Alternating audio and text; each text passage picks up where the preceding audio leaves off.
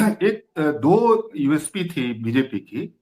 आप ध्यान दीजिएगा कि एक उनका एक राष्ट्रवादी चेहरे के उनका एक था बीजेपी का, आरएसएस का एक राष्ट्रवाद का जो सवाल है उसको खड़ा करके वो अपनी ताकत वहां से गेन करते रहे हैं। और दूसरा आप देखिएगा कि हिंदुत्व की जो राजनीति रही है वो उनका यूएसपी रहा है। तो आपने ध्यान दिया होगा कि हिंदुत्व की राजनीति को भी 2024 में जोर का झटका लगा। और भव्य राम मंदिर उद्घाटन के बाद भी उनको बहुत सारी अयोध्या तक हार गए। उत्तर प्रदेश में 35-40 सीटें हार गए। बनारस में भी जीत का अंतर कम हो गया। उसके बाद से ही मोदी ब्रांड वो भी थोड़ा डाउन हुआ। मोदी ब्रांड जो एक बन गया था, जो एक माना जा रहा था, अजेय माना जा रहा था, उसको भी गहरा झटका लगा। तो ये वहां से शुरू होता है। और उसके बाद ट्रंप ने एकदम राष्ट्रवाद की हवा निकाल के रख दी है। 70 बार बोला सीज फायर को लेकर के। और अब एक नया डील जो आया है, आप ध्यान दीजिए, इस डील के बाद आप देखिए फिर से अब वो चाइना वाला जितना चैप्टर है वो खोलने लगेगा। ट्रंप ने असल में राष्ट्रवादी जो इनका वो था उसको एकदम निकाल के उतार के फेंक दिया। मतलब इतना अपमानित किया और इनकी इतनी चुप्पी रही उस दौरान। और खुद ही सीज फायर घोषित कर दिया, खुद ही डील भी घोषित कर दिया अभी। और उसके बाद आप देखिए कि वो यह भी बहुत बहुप्रचारित होता जा रहा है। फिस्टीन वाला जो मसला है, 2017 में कैसे वो जो है फिस्टीन के माध्यम से ट्रंप से मिलने की कोशिश कर रहा था। इतना ताकतवर नेता फिस्टीन के माध्यम से ट्रंप के साथ डील करा रहा। तो उसको कहा गया कि आपको अगर बात करनी है तो आप इजराइल हो के आइए। और पहला प्रधानमंत्री जो था वो 17 में इजराइल का दौरा करता है। और फिर वहां से वो ट्रंप के उसके बाद ट्रंप से मुलाकात हो पाती है। तो ये सब कुछ अभी देखिए जो अडानी वाला मसला है, पूरा एक कह लीजिए कि इकोनॉमिक स्ट्रक्चर है बीजेपी का। वो केवल अडानी नहीं है, वो बीजेपी का इकोनॉमिक स्ट्रक्चर है जिसको वो वही उसके सेंटर में। और उनकी गर्दन दबी हुई है अमेरिका में, अभी वो ट्रंप के ही वकील करके कर रहे हैं। तो राष्ट्रवाद का जो चेहरा है उसको एकदम आप देखिए कि जबरदस्त ढंग से उसने झटका दिया है। और इसीलिए आप देखिए कि अब ये चाइना वाला जितना पुराना भी मसला है वो सब चर्चा में आएगा। जब एक बार आपकी छवि जब धूमिल होती है, संकट में जाती है, तब आपके बहुत छोटे छोटे मामले भी, वो हालांकि बहुत बड़े मामले हैं, लेकिन तब आपके छोटे छोटे मसले भी आपको घेर लेते हैं। आप परेशान रहते हैं हरदम। आपके सामने आज उन्होंने संबोधन करने भी नहीं गए। आज उनका संबोधन के बारे में सुना जा रहा था कि सदन में वो संबोधन करेंगे, लेकिन बाद में वो संबोधन ही कैंसिल कर दिया गया। इतना बड़ा दबाव है अब इस मसले पर।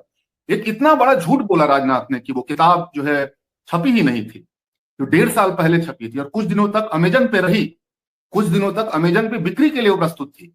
कई अखबारों में उस पर टिप्पणी की गई है उस दौर में। और खुद इनका बयान भी आ चुका है, नरवले जी का भी बयान आ चुका है एक इंटरव्यू देते हुए। और उसको कह रहे छपा ही नहीं। और रक्षा मंत्रालय ने उस समय उसको मंगा लिया, रोक दिया उसकी बिक्री को, उसको अपने पास मंगा लिया।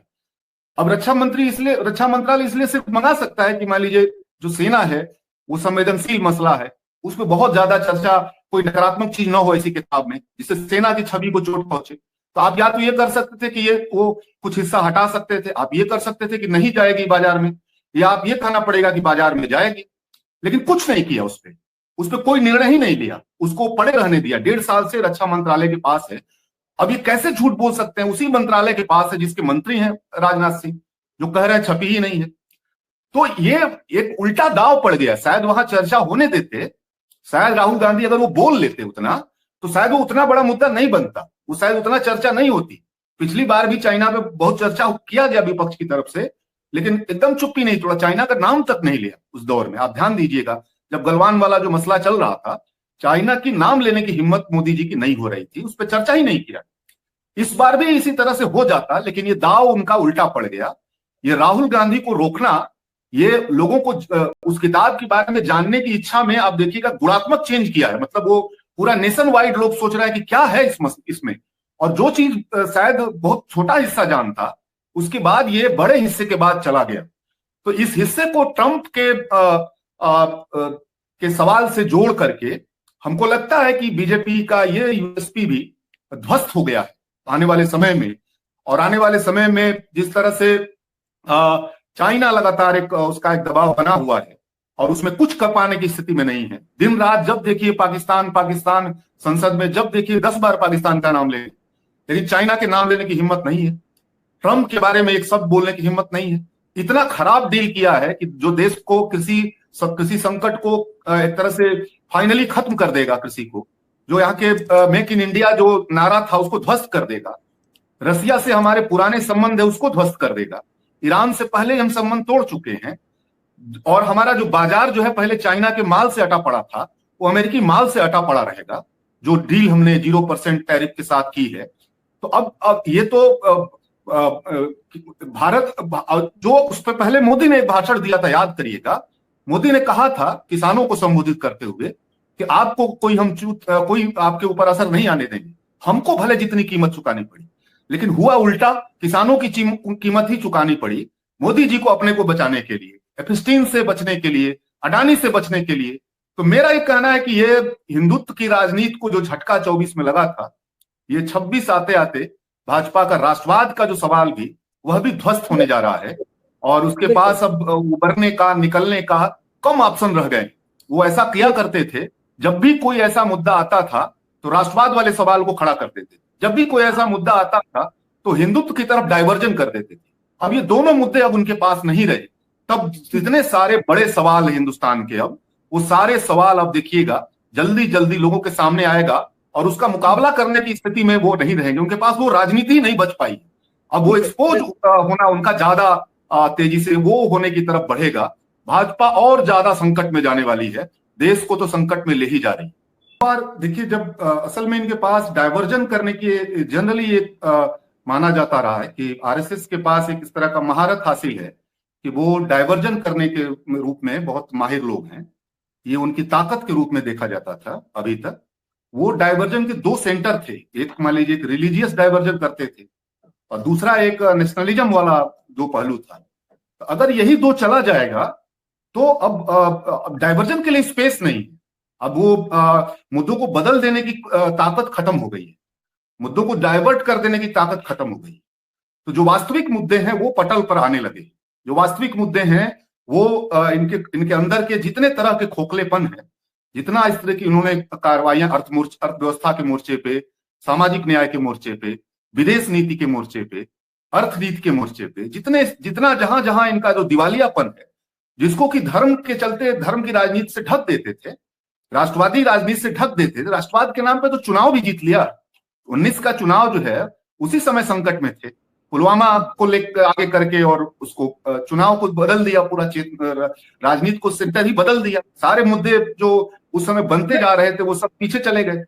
आज ये सारे मोर्चे उनके भोथरे हो गए। अब उनको या तो सही राजनीति करना होगा, वास्तविक राजनीति करना होगा, जो वो कर नहीं सकते हैं, अन्यथा उनको जाना होगा। अब वो मोदी ब्रांड खत्म हो गया, वो हिंदुत्व की राजनीति डाउन हो गई, वो राष्ट्रवाद का चेहरा जो वो खत्म हो गया, यहां तक कि जो राजनीति के जरिए जी इसका देखिए, एक तो ये है कि ये जो वीडियो है बहुत मारक है, बहुत मैंने दुख होता है उसको देख कर भी, अपने भी अगर देखा जाए अभी तो जैसे दुख हो रहा है कि उधर से हमारी सेना बार बार तैयार बैठी हुई है, और हमारा यहाँ पॉलिटिकल नेतृत्व उसको बरगला रहा है, उसको डाइवर्ट कर रहा है, उस पर कुछ निर्णय नहीं ले रहा है, अनिर्णय की स्थिति में है। तो क्या उस समय सेना पे बीत रही होगी, सेना के नेतृत्व पे क्या बीत रही होगी, ये कल्पना करना हम लोग नहीं कर सकते हैं।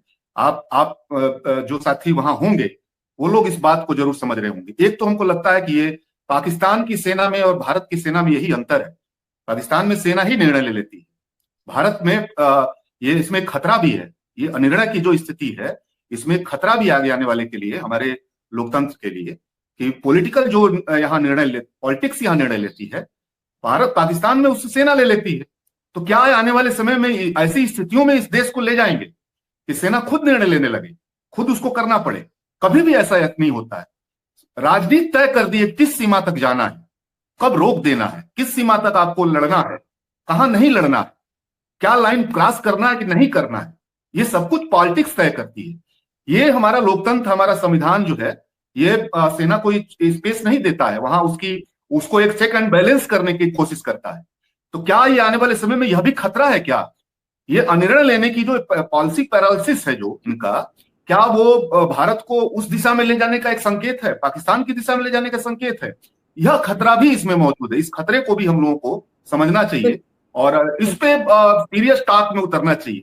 विपक्ष को इस पूरे मसले पर सोशल मीडिया के ही जरिए नहीं, एक बड़े अभियान में राष्ट्र का जितना झटका दिया है ट्रंप से लेकर के चाइना तक मोदी ने, इस मुद्दे को लेकर के एक ताकतवर प्रतिवाद में, लॉन्ग टर्म एक अभियान में भारत में जनता के बीच में जाना चाहिए। संसद वो चलने नहीं देंगे, अदालतों में भी बहुत कुछ नहीं होना है, तो सड़कों पे ही उतरना होगा, और केवल सोशल मीडिया के जरिए नहीं, बल्कि एक अभी ये मौका है। कितनी गद्दारी हो रही है देश के साथ, कितना देश को संकट में डाला जा रहा है, देश का स्वाभिमान और उसकी संप्रभुता कैसे दांव पे रख दी गई है, अमेरिका के भी मामले में और चाइना के भी मामले में। ये बात अब बहुत ताकतवर तरीके से जनता के बीच में ले जाने का समय आ गया है। देखना होगा विपक्ष इस पर क्या निर्णय लेता है, किस दिशा में जाता है। इसको संसद तक केवल नहीं सीमित करना चाहिए, इसे सड़क तक ले जाना चाहिए।